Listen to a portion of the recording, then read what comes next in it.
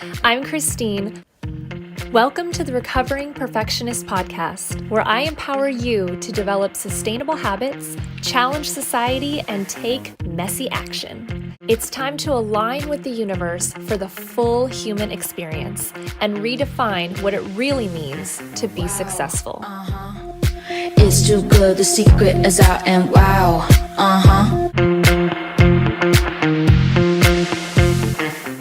Welcome back to the Recovering Perfectionist podcast, the official podcast of the dance wellness community. And I am here with a very special guest today, Meena McCullough, and she is a dance physical therapist.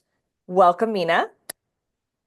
Thank you so much for having me. Appreciate it. Yeah, absolutely. I'm so excited. We've gotten a chance to talk a little bit about what you do, and I'm so excited to introduce you to our community because this is so unique and so awesome, and you're going to help so many people. I want you specifically to kind of give like a little taste of what you do, and then we'll kind of dive deeper into it.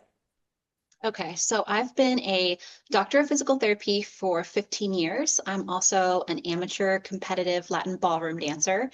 And Yeah. I have patented products.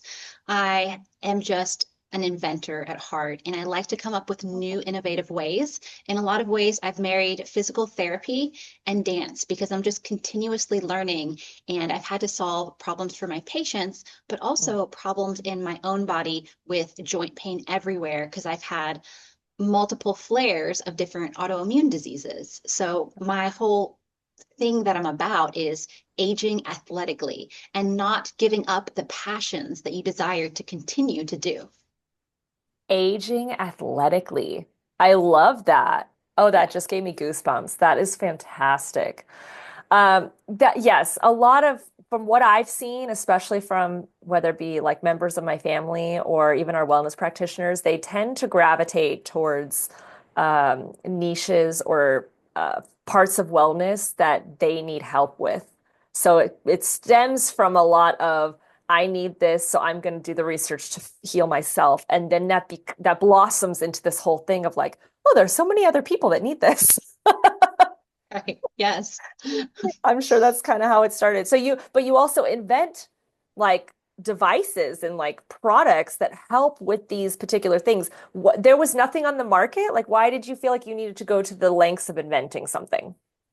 Right. So I think what it came down to is I struggled for many years. And the short story is that eventually I went to physical therapy school, but that didn't quench my thirst for being out of pain. I had Ah, to wait many years, and finally I met a guy who taught me about fascia. Now, people are starting to learn about it now, but this was 15 years ago, and it was a very, very niche subject. No one had really heard of it much before, but he was able to take away my pain instantly. So I became obsessed because I was like, wow, that's really interesting. No one yeah. else has been able to do that. I had gone to other medical professionals and chiropractors and PTs, and he was the first one to do it. So I learned the principles of fascia, and through studying fascia, I was like, oh, because these principles are this way, I need something that pushes here, pulls here, and presses here, and kind of started designing something that did those things. Wow. Can you explain a little bit? That's so crazy.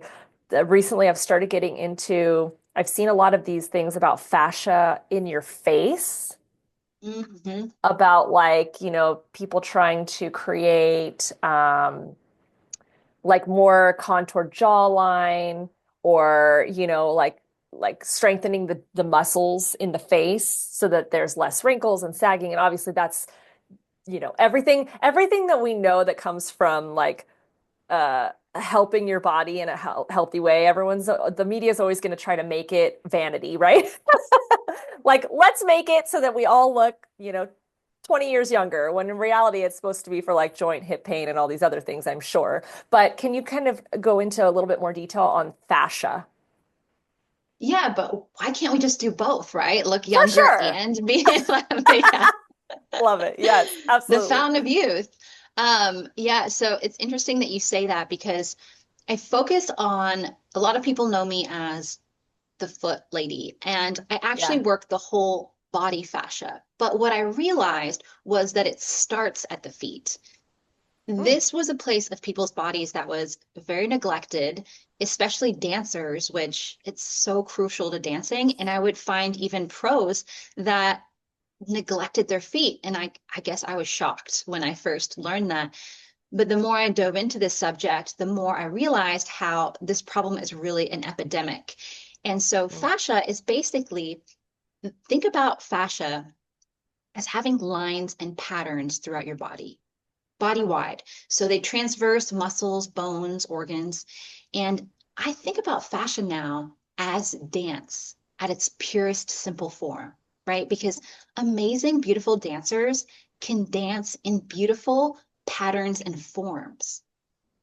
And what's crazy is they're actually using their fascial lines at an expert level, but they don't even realize that. It's interesting. because they haven't maybe learned about the anatomy or the kinesiology and the mechanics of what they're actually doing, but that's what they're doing on a very high level. And I think of dance styles Mm. as creative ways to use the fascial lines. So if I want Love to break that. it down to more of a like a physiology definition, is it's the sum total of the connective tissue around your body, from head to toe, to your fingertips, to your face. And it has different layers that go deep to superficial. And it also is not only encasing muscles, tendons, bones, organs, but it's also going through them. So think about like a steak cut in half that's marbled. Yes, some Yeah. of that is the fat that's marbling, but those are also the fascial compartments that you can see. So it starts to give this, wow, this big picture definition of fascia. And it just so happens that it's now being considered the largest organ in our bodies. So there's just so much to kind of unpack about fascia, Wow. but that's kind of the Because the largest organ in our body is what we've been told is the skin. the skin, yes. But Interesting. per square inch, there is more connective tissue fascia. And the reason people are just now learning about it is it's had this long journey to where, so when you become a medical professional, you do a lot of these cadaver dissections. And Mm. in them, you cut away this white stuff, and it's the fascia, and you throw it all out. You think, oh, well, the goal here is to look at these muscles, tendons, organs, and bones. But we're discovering, hey, all this stuff that we threw out has cells of its own. It's has elastic properties.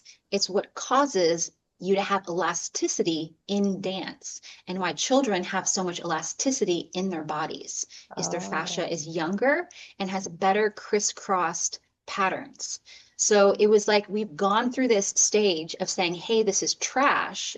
And now people are finally realizing, hey, this actually might be the most important thing in our body. So it's wild. Wow. Yeah, that is wild. So Hmm. I'm going back to the steak metaphor because that actually kind of rings is like when you think about tenderizing a steak with like a meat mallet, like, and it gets more elasticity and more spongy. Hmm. Does that like associate with like stretching in our body or constantly feeling like limber? Because yeah, I see my son constantly. He's not even 2 yet.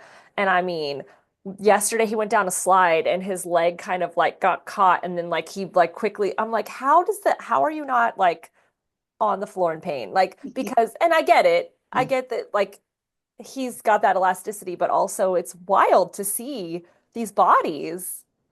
Hmm. And to think, okay, how do I get back to that, right? Yeah, well, I was gonna Um, say, it's like, I'm sorry, what did I do? What did I not do in my 20s to keep that? yeah, so we're learning more and more about actually the principles in which fascia move, Hmm. why they get stiff, why they age, what happens to fascia when it ages, how to kind of de-age it to become more Right. elastic. And Hmm. I think the number one thing that I could say about that is it ages for many reasons. And one is a common one we all know about, right? Dehydration and just Mm. general like cellular, we're not able to detox everything in our bodies, our bad patterns on our cell phones, the way we shape our bodies becomes the shape of our fascia.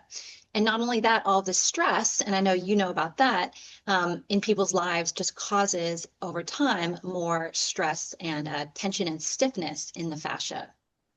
Yeah. Let me tell you. I mean, more and more and more, we're saying that like stress is the new cancer.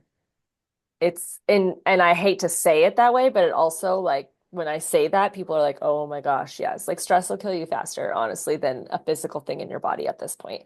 And it's just because of the way we're dealing with it and the burnouts that come along and all of those things. I think the reason I say it so aggressively is because I want people to take aggressive action. Like I Right. want them to understand that we can't just all live in this burnout stress mode. We actually have to either simplify what we're doing. We were just talking about this before the call, like talking about simplifying our lives, talking about delegating more help, whatever that may look like. And I know that we all think financially that sometimes isn't possible, but also what should we be focusing on? What is how is it more important to protect your peace than to actually do the thing that may not bring as much reward than actually protecting your peace? Like you have to almost look at it as currency. Is it worth it? Um, Right. Choose your hard. Like if Choose both your are going to be hard. hard, like what are you going to choose? Yeah. Right, right. And your energy is currency. Don't just give it to everybody. You know, it's it needs to you need to understand that being able to produce all of this energy all the time and recover and then give it to so many different people and remembering to give it to yourself. It's I mean, and I'm saying this out loud because I'm still in that place as well, just trying to balance it all, being a new mom and a wife and a business owner and doing all of these things. Like there are certain things that feed my energy. Like I love conversations like this because it just gives it all back. But then there are certain things that like cooking meals and just like what decision fatigue and all those things that come into play with being an adult that just drain you so quickly. And it's just a matter of understanding, you know, where do your strengths lie? Right. Yeah, and one thing I like to try and do, I guess, because I always tie everything back to movement, is Mm, try to always look at what works best for me or what's going to be the most effective and let other things fall away. mhm. Because in my profession, some people get stressed out about, we all want to be well, but wellness practice also takes time, like we were talking about earlier. And it's like, okay, well, how do I prioritize my time? Like, what is the best exercises to do? Like, how do I prioritize movement, but not end up doing a mobility routine for an hour a day because I just don't Mm, have time for that. So really dialing in, what is the most effective for you and just letting the rest fall away. yeah, I agree. Yeah, the more customized attention on yourself, and we're just not a one size fits all, you know, society. And I think that consumerism tries to make it that way sometimes. And or there's an image of what people should look like or feel like or talk like or dress like. And that's just not, everyone has their own unique code that they need to tap into. I just wish sometimes I was born with the manual for my code. Right. Like how, even my parents sometimes they're looking, they're like, well, how do you know that this is what Monica wants? My son, whatever. I don't know. He didn't come with the manual when he was born. So I'm just like throwing shit at the wall and seeing what sticks, like until he can Right. talk to me. I don't really know. And that just brings a whole nother challenge to motherhood of feeling like, am I doing the right thing? Am I making the right choices for him? But Right. Like let my manual is having a maid, having a cook, having an assistant. That would be a really helpful manual to have. But of Oh, course, we were just talking about this. We don't have the means to do that. no. Not at the moment. Yeah. And it's not even about the means. I think that's the thing is we were discussing about it in different cultures and different countries because in the United States that becomes like you have to pay an arm and a leg, as we said, to get all of those things.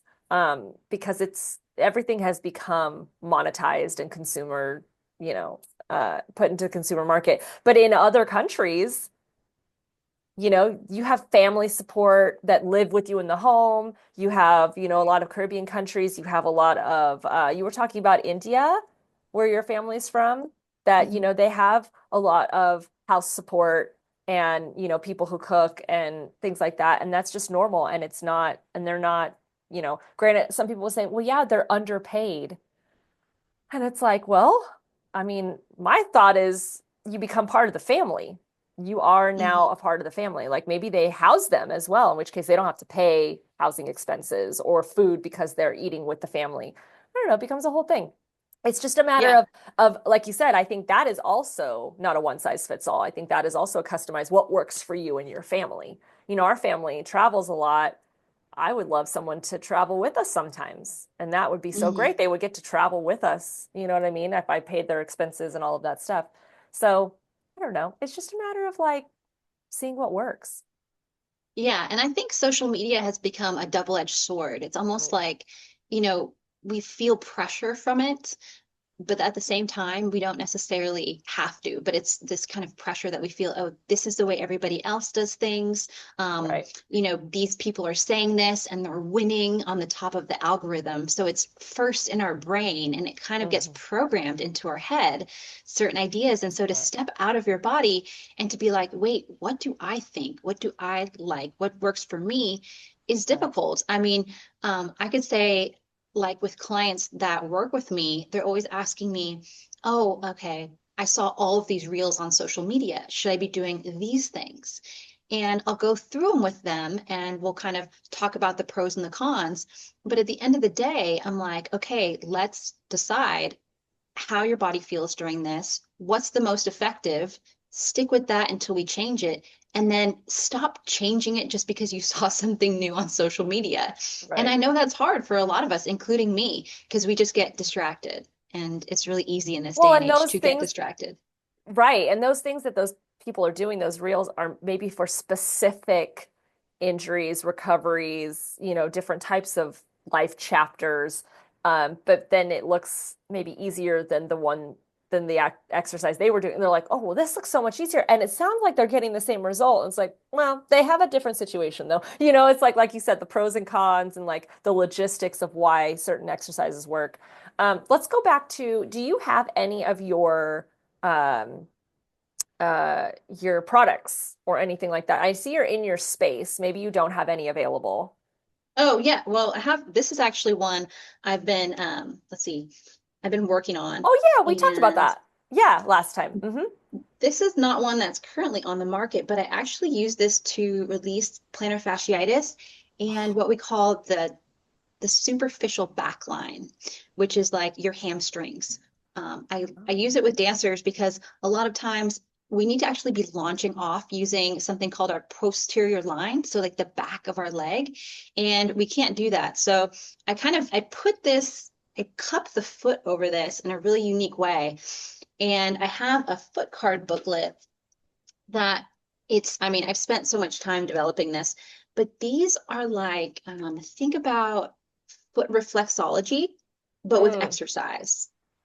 And Right. it's something called working your proprioception. And proprioception is asking yourself, where is my body in space? Because you see, we have 33 joints in our foot and ankle, which is huge because we only have we actually have three joints in our knee, let's say in comparison. So Yeah, 33 versus three. that's Um, nuts. but we have no awareness of these joints and tendons and ligaments in our foot. And so because of, tight shoes over the years and just, inability to recognize the feet as a really helpful area because we have leg day, we have arm day when we talk about gym workouts, but Hmm. we don't have foot day. And a lot of times when people do work the feet, it's scrunching towels, which a lot of times is kind of bad for you because it's curling up toes when maybe your toes are already gripping, and just Right. doing things like yoga block work, which is not bad. But what I realized, if you're a dancer, you need to go deeper and to really develop a sense of those joints. And some of them move, but only a tiny bit. But to get that movement in there, is crucial to be able to dance in balance in heels and get these lines that we're trying to perfect. I would say I would add one more thing is not only that, but if people think that their back pain, their hip pain, or their knee pain is Mm, caused by the posture on their foot, they're not wrong. Because in yeah. dance, we're asked to absorb pressure into the floor and stand over our standing leg. But in a lot of people, especially adults approaching dance as an adult, if you don't have an alignment or a foot posture, do you think you can stand over that leg and actually be on top of your leg? Mm, No. right. So it just becomes increasingly important, especially the older you get, when you try to just decide to strap on a pair of heels, which is kind of like a specialized piece of equipment that we weren't trained to use, and then decide to go out. So I see injuries like sometimes as bad as like a spontaneous rupture of a tendon. And so it's almost kind of an awareness thing. It's like, okay, yes, work your feet and ankle if you have an injury or if you want to, create beautiful lines and improve your dance performance. But also, if you want to just be an active adult and, like I said, age athletically, because if you have one of these career-ending injuries, that changes the trajectory of your entire life. I mean, it's wild. Seriously.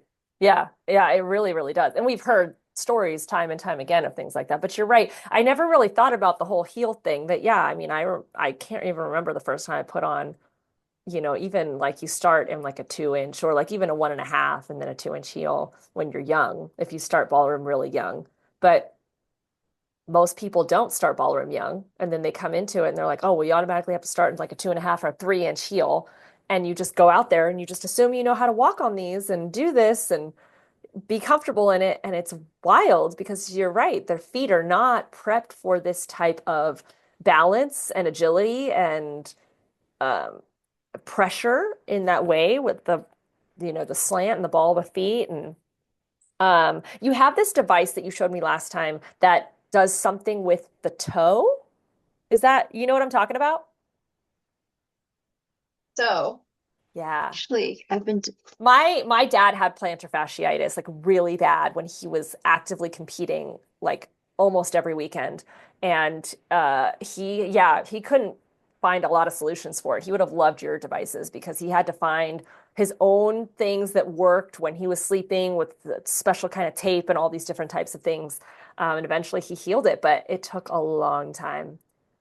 Yeah, no, and plantar fasciitis is one of those diagnoses it's difficult. It's trickier than some of the Yeah, other ones that are a little right. bit more straightforward.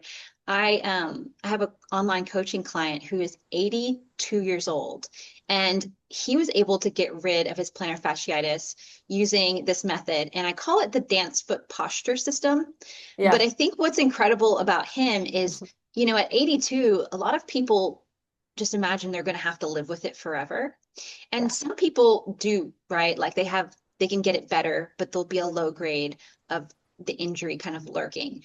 But yeah. Vance was able to completely eliminate his plantar fasciitis. So he's just a really great case study on the fact that, yes, Wow. you're aging, but there are solutions out there. But you do have to, I tell people that it's easy and it's simple, but I believe with working the fascia, you have to have an open mind to learn about it because the key is that Agree. it doesn't move on the same principles as muscles. And I guess what I mean by that is that if I was contracting my bicep goes from here to here, and you can see it and I can contract it, and it's very clear to the naked eye when I move a muscle. And then Right. when it gets stronger, it's really clear, oh wow, that person's really strong or that muscle's really strong. But with the fascia, it's different because you have to target your neurological system. So it runs on principles like, for instance, the reason I made these foot cards is that I call it press X because it's pressure exercise. I train people how to put their foot in different positions and press through different areas with different pressures and different positions to mobilize those joints in the middle first. Yeah. Because what I found is people need that, just that initial, like, here's where my foot is, to then get started with the press X bar, which is like a bigger piece of equipment that offers this amazing resistance and stability as we build up. But I decided from working with people that they need to kind of have this prequel step of learning how to activate the fascia in their foot with these different pressures. Yeah. Another reason I invented this was that fascia works on oppositional force. So we stabilize the ankles with the bar, and then we use the band in different oppositional frameworks. It can be used Hmm. 30 different ways. And then when paired with the press points, there's over 300 configurations. But you don't have to know them all. But Wow. I've basically put them into a system where I take all the problems that I've seen in clinic, and I can rattle off a ton of diagnoses, right? Like plantar fasciitis, Achilles tendonitis, metatarsalgia, hammer toe. There's all sorts of things that people have with their feet. And everything that I've seen, I realized a different area of the foot that needed to be balanced. And so I basically crafted this system to be an entire restructuring, rebalancing for the foot. Wow. That's incredible. So I mean, and you did this with the knowledge that you have. Obviously, you have doctor in front of your name. You have a doctorate in what?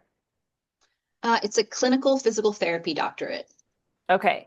And so when you went into all of this, was your plan to create these innovations or probably not? No, I was on the no plan. Right. No, I, It's a good one. well, That's a good one. I highly yeah. recommend. Let's see. I started having pain through, I was diagnosed when I was 25, which I'm 40 now, so 15 years ago, lupus, fibromyalgia, and Oh, Lyme wow. disease. And it was devastating. I dropped out of college. I was going to Texas State, and I had pain in my feet and my hips, and I couldn't even walk around campus. So I had to drop out. I had pain in my face. It was wild. My immune system was just Wow. flared up. And Yeah. when it calmed down a little bit, I decided I wanted to go to physical therapy school. I was like, I want to learn more about the body. Like you said earlier, when you Yeah. have the problem, you're like, oh, I want to learn this. I want to figure this out. Um, Hmm. if somebody else can't help me, I have to help myself. Hmm. So I went into PT school just with that intention Mind. only. Okay. So I did know that I wanted to figure things out. I had no clue. If I told the younger version of me that that I would be what I'm, I would be what I would be doing what I'm doing today, I would think, yeah, that it was wild. I was like, inventions, patents, what? That's weird. I didn't even know what a patent was. Right. Right. Yeah, exactly. And now you've got how many products that you've invented? So I have about 5 products I've invented and 2 patents. That's I'm always amazing. working on new ones. That's why I say about, because I Yeah, yeah, have, yeah, yeah, yeah, for it's just a sure. time thing. It's a time, that's why I said I'm an I inventor understand. at heart, but that's not something that I discovered until about 5 years ago, actually. That's something new that I've Wow. realized I have the capacity to do, but never tapped into before. It was never, fed and recognized. Right. That's amazing. So, just, I mean, if you don't mind sharing, after all of these autoimmune diagnoses, were you able to really, I mean, it looks like you were able to help yourself, but how did that affect, how did all of this schooling and training and education really affect you on a personal level? Yeah, I mean, people ask me all the time, like, okay, well, are you cured? Or like, what is the deal with you now? Right, Because right, they see my dance videos, and not to say I'm like this perfect dancer, it's more along the lines of they hear I have all these autoimmune conditions, and then they think there's no way somebody with that diagnosis can do that. right. And so I take it as a huge compliment, right? Huge compliment. Um, Yeah. But it's really that I've come a long way, like over 15 years. I always haven't always been able to do this. I think in the last 8 years, I only was able to wear high heels. Mm. And it's just been a journey. It's like people see the beginning and the end, but there's been so much in between, right? Yeah. And I'm not cured. Like I still manage these conditions every day, but the key is I manage them really well now. I could Mhm. probably always be better at managing them, but I've just learned tools along the way. And kind of what I mentioned earlier, I've really tried to identify what the things that work best for me are and take notes about them over the Mhm. years, take videos, compile little libraries that are my Mhm. protocols. And some of them they revolve around how I eat. I'm very specific about I have a lot of ideas on nutrition that are specific to how I feel like my body functions. And then I have a Right. lot of ideas about movement, and I'm very specific of the things I do with movement. And when it comes down to brass tacks, I tried all of these other things. And now I don't even have to take medication. I mean, I tried Mm. traditional medicine, I tried alternative medicine, and I've spent tens of thousands of dollars on all of that stuff. But when it came back down to it, um, it's almost like it's as simple and easy as diet and exercise, but that would be an understatement because it wasn't simple and it wasn't easy because I dialed it in so much to pay super hyper attention to it. Well, I think when they say simple and easy as diet and exercise, 'cause I agree with you. Sometimes you're just like, well, that doesn't, it can't be that easy because diet and exercise seems like something that everyone's doing in their own Right, way, right? But that's the thing is that the non-simple and non-easy part of it is the fact that just like we kind of the theme of this whole conversation is we're not all one size fits all. So it's a customization and figuring that out when we don't, as humans, come with a handbook of what's going to work for you. Um, I mean, from something as simple as I've been wanting to find a non-toxic deodorant for so long. And so when people are like, oh, this one doesn't work for my body chemistry. Oh, this one doesn't make me, I have a more athletic life, or this one doesn't smell good, or this fragrance doesn't work with my body chemistry and all this stuff. And that's just deodorant. Can you imagine like the food we're eating, the water we're drinking, the exercises we're doing, specifically exercises for different body parts that if you have different injuries, different, again, autoimmune disorders, things like that. So I think that's what makes it really difficult is that the right. concept of like, oh, you don't have to go and have this like ayahuasca journey, or you don't have to go and like have this whole, you don't have to go and Yes, have like go into the deep dark woods and have like a magic spell by a witch or whatever. It's like that seems complicated. It's like it's just diet and exercise. Well, isn't that what we're all doing? And it's like yes and no. It's that right. That's finding that such a good way to perfect, put it. yeah, finding that perfect combination for you, that takes a lot of trial and error. And I mean, we are all still going through that, Hmm. you know? In Yeah, different ways, depending on the goals that we have for ourselves, or depending on, if we're trying to lose weight, gain weight. I'm always in a world where everyone's trying to lose weight and I'm trying to gain weight. So there's not a lot of stuff out there for me. There's not a lot of research out there for, all these new things that you can breathe into um, some kind of a device and it tells you how many calories you need. It tells you all these things. Like they're not even targeting people who want to gain weight. They're like, oh no, we don't work for you. It's just for people who want to lose weight. And I'm like, what? I need to know how much of this and that's going on in my body too, but I just want it for different results. So everyone has their own thing and everyone has the thing that they're working towards. And so yeah, I think what's good is that what I see you doing with your clients, I'm sure, is just creating that. That's why we try to push this whole working one-on-one with people. It's so important. Even in dance, even when we teach dance, everyone goes, "Oh, I want to learn how to dance." Start with group classes. So then you can figure out what you like. And then when you have real goals and you know exactly what direction you want to go into, that's when you start with private lessons.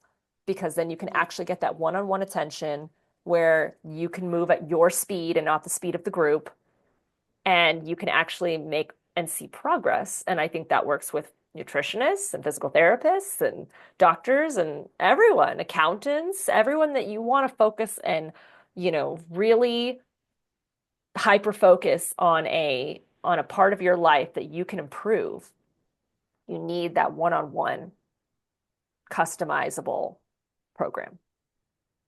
Yeah. I mean, it's almost like, group classes are great, but you have to have the right expectation for them, right? Right. Like, Sure.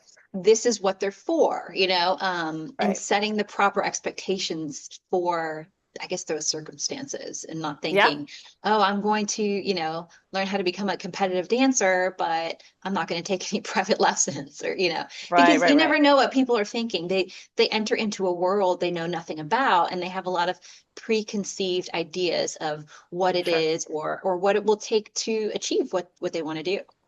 Absolutely. Yeah, absolutely. Well, I think what you're doing is amazing. The first time I talked to you, I was very, very interested in all of the things that you've done, all the products you've created, the tools that you're using to help people, I think is incredible.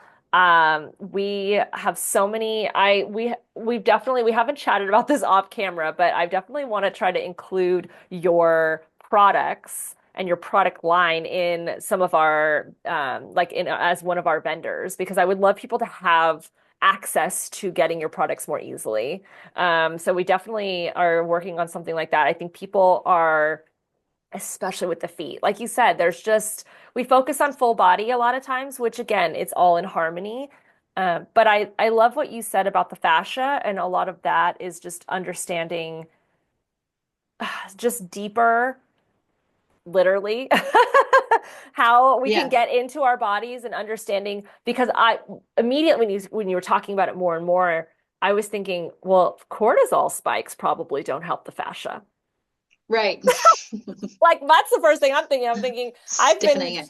yeah I've been when you're talking about like tightening and all of these things and the stress I'm thinking the level of when you hit all these cortisol spikes that's all I'm thinking about right now in my life a lot of times is just being a new mom and all of the things I'm going through the end of last year was just so hard for me and I felt like I was just it was a cortisol spike every other day and I was like, this cannot be good for my nervous system.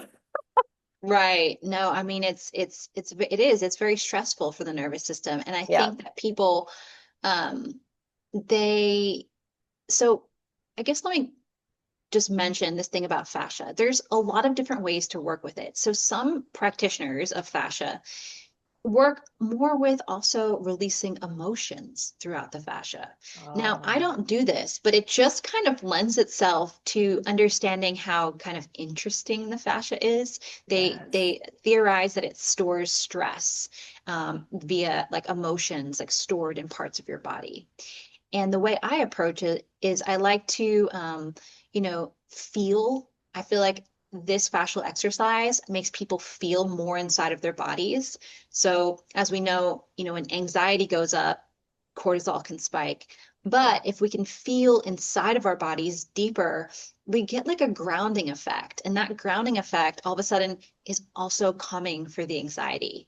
I have people Incredible. do this before dance competitions and before practice is actually the best time to fascially open your feet, Mhm. especially if you have nerves or anxiety about being on the floor, because just being grounded and feeling the floor is powerful.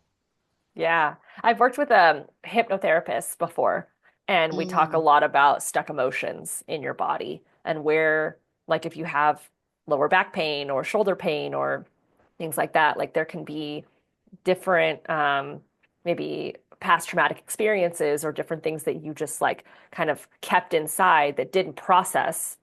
And so that reminds me a little bit of what you were talking about. And yeah, maybe it gets stuck in the fascia. Oh my gosh, it's like it's all coming full circle. I love this. It's fantastic. yeah.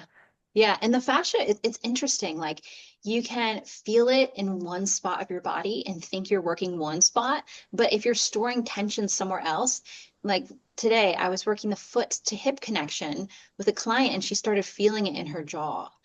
And she said she stores a lot of stress in her jaw. So it's really fascinating um, how it works because it's also very mysterious as well. Yeah. But going through the process, there's nothing like feeling it for yourself to kind of Mm. know what that feeling is. Because one thing that I find difficult is describing to people what is a fascial feeling and how do they know they're having it and these things. But there's nothing better than just doing it and then being like, Right. oh, that's what it is. Right. It's something that really language can't describe. It's something you have to feel. Well, yeah, we don't have a word in the language in the English language for a fascial tension release, right? Yeah. Sometimes we're using I'm using a lot of adjectives with people. And what I hear most when I work with people is weird. Just because they're so That's funny. unused to feeling something like that, they're just like, "Oh, that's weird." Yeah. And then I and then love that. I have to coach them through, okay, well, was it good weird or bad weird? And what makes you say that? And I always tell people, just tell me what you notice. Don't judge it because we can always place Yeah. it in different categories, but we don't want to shut down a feeling or a thought too preemptively because it might actually be good. But of course, if it's bad, we want to steer away from that, and that's where we make modifications. But Yeah. yeah. Hang on, I want to go back to that phrase real quick. Just tell me what you notice, don't judge it. Like, I'm sorry, how beautiful can that be just like spread across your whole life mantra? Right? Just tell me If what you notice, don't judge it.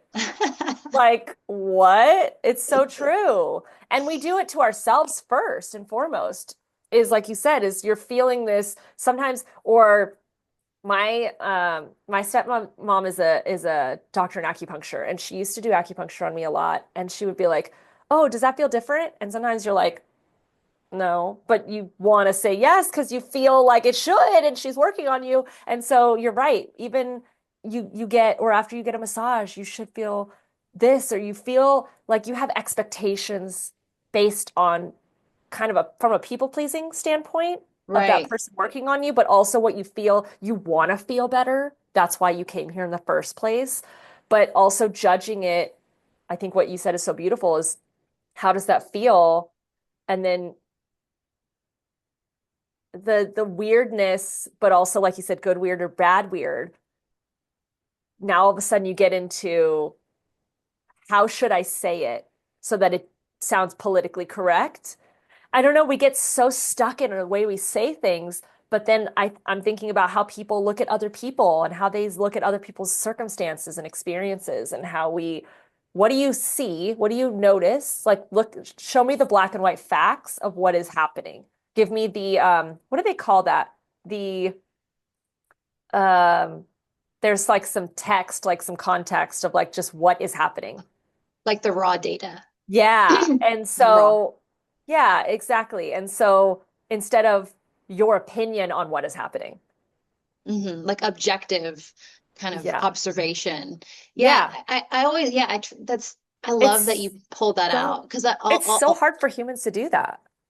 oh yeah. And if, I mean, now that you say that, I'm thinking if I could do that with myself on how I think about myself and we could all do Oh it my with gosh. ourselves, how powerful and set free It's would we so be? powerful. Can you I imagine? mean, no, I That can't that for actually. me is like the if you don't get anything out of this conversation, please just rewind this part and just listen to this because that's incredible. Because you're right. It's like all of that stress and anxiety that's being stuck in our body and in our fascia, it's coming from a place of judgment.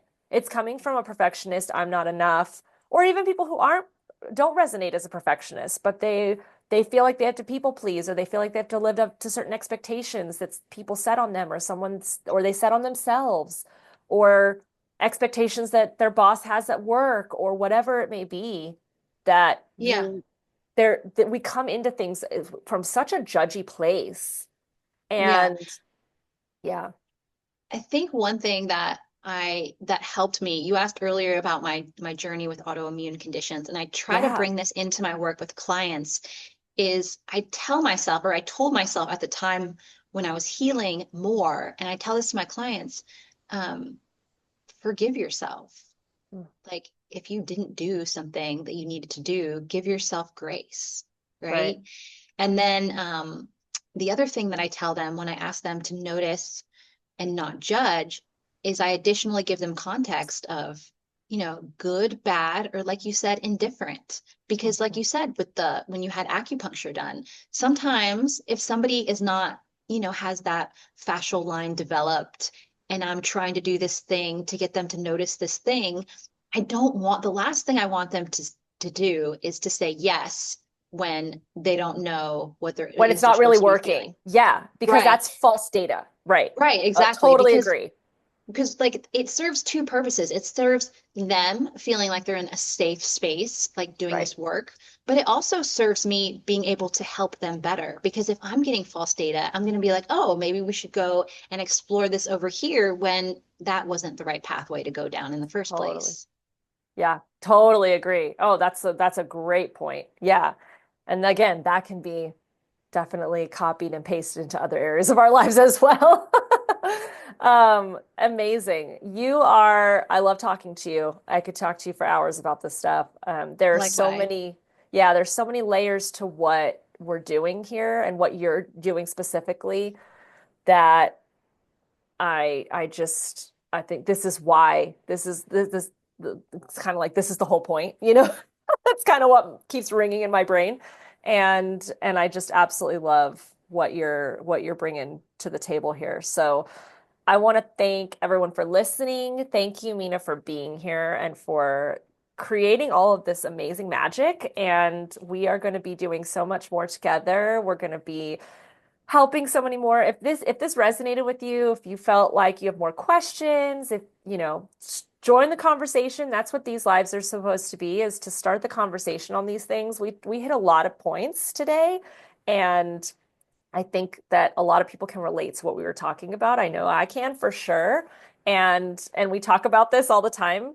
We just talked about this before of like people who are in the wellness space.